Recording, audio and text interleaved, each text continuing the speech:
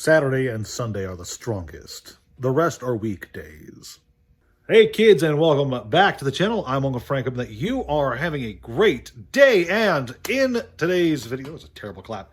In today's video, I wanted to sit back, relax, and have a conversation with you guys about Flesh and Blood, the TCG sensation that is sweeping the nation, so to speak. You see, in recent weeks, months, people have been noticing that Flesh and Blood is kind of on fire in terms of the secondary market.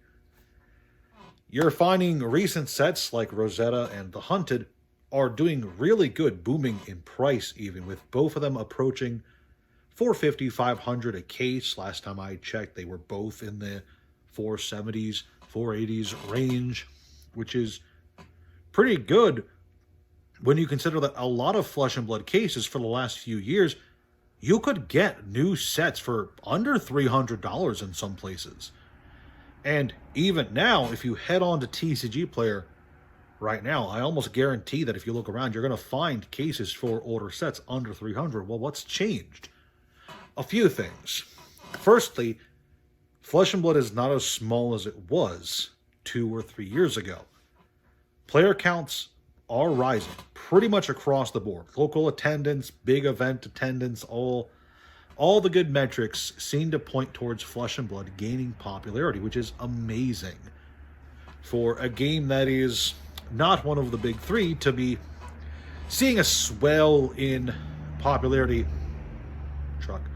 A swell in popularity, especially after the initial 2-year wall that so many TCGs kind of struggle to break through. So we're seeing an increase in player numbers. We're also seeing a decrease in print runs. It looks like LSS has indeed slashed the amount of cards they're releasing for each new set, meaning that as player numbers grow and as demand increases, there's less and less product to go around for everyone, which has led to the most recent situation with The Hunted and Rosetta, where we're seeing boxes climbing in price practically overnight with, again, these are cases that are approaching $500 almost. $450 is almost $500. You know what I'm talking about. It's pretty crazy to think, and I don't think the hype is over because, as I mentioned previously, or as I might have mentioned previously, there is a pirate set coming out. And there is a lot of hype around this pirate set. We've only gotten a few previews so far, and people are already absolutely psyched for it. I'm seeing a lot of chatter for it online. I personally am super excited about Pirates and Necromancers finally hitting Flesh and Blood. I'm looking forward to seeing what those classes play like.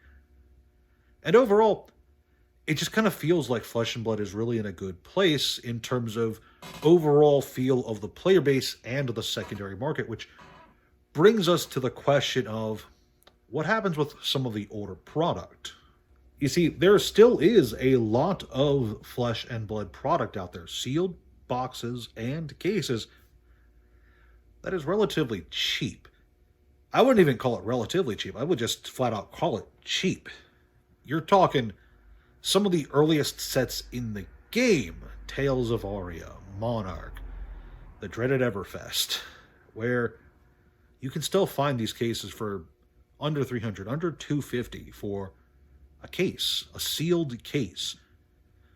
For some of these products, those cases are over 2 years old, which is amazing to me because, as you guys may or may not know, I'm of the opinion that after a product is 2 years after release, it starts to become really tempting to pick it up if it's cheap, like super tempting to pick up for me. And with Flesh and Blood's recent surge in popularity and the recent spikes in price we are seeing hit some of the more recent sets, you have to wonder if some of that money is going to flow into the older sets. And I think it's kind of inevitable that it does happen, especially as the game grows. There's going to be more synergies in the future for cards that have pretty much only been printed in some of these older products, including gems, other legendaries, some pretty cool majestics that you can only find there. You know, the bigger the game gets, the more heroes that are introduced and the more people are playing, you're going to find more demand for singles cards from those sets, and in turn, the sealed product of those sets is going to become more desirable, even if, once upon a time, products like Tales of Aria, Monarch, Everfest, maybe not Tales of Aria, that's a separate story, that was really popular, but Monarch, Everfest, those weren't seen as the greatest releases, but as the game grows and as demand for product grows, you're going to see attentive eyes starting to look towards those older sets. And all I'm going to say is, look, we know the general MSRP of Flesh and Blood boxes, and we know that $240 for a case of Tales of Aria, for instance. Tales of Aria is actually right now around $290. So I went and grabbed the Monarch case, which is actually closer to $250. So we know that this is under MSRP. It's undervalued on the market, but that undervalued price point is not going to last forever. And as more people look back into Fab's past, they're going to see these cheaper boxes, these cheaper cases with some pretty cool cards in them, because there are some really cool cards in these sets. Just putting it out there is some really nice cards here. You know, they're going to look at these and they're going to go, damn, what a deal. I'll take some of that. And then another guy will come along and go, damn, what a deal. I'll take some of that. And at the time of this recording, there's only like 12, 13 cases of Monarch First Edition on TCG Player. I'm willing to bet that not all of them are at that $250 price range. I'm willing to bet a lot of them are above. So how many people does it take going, I like that, I'm going to grab some for cheap, before it's suddenly not only no longer cheap, but not even really available?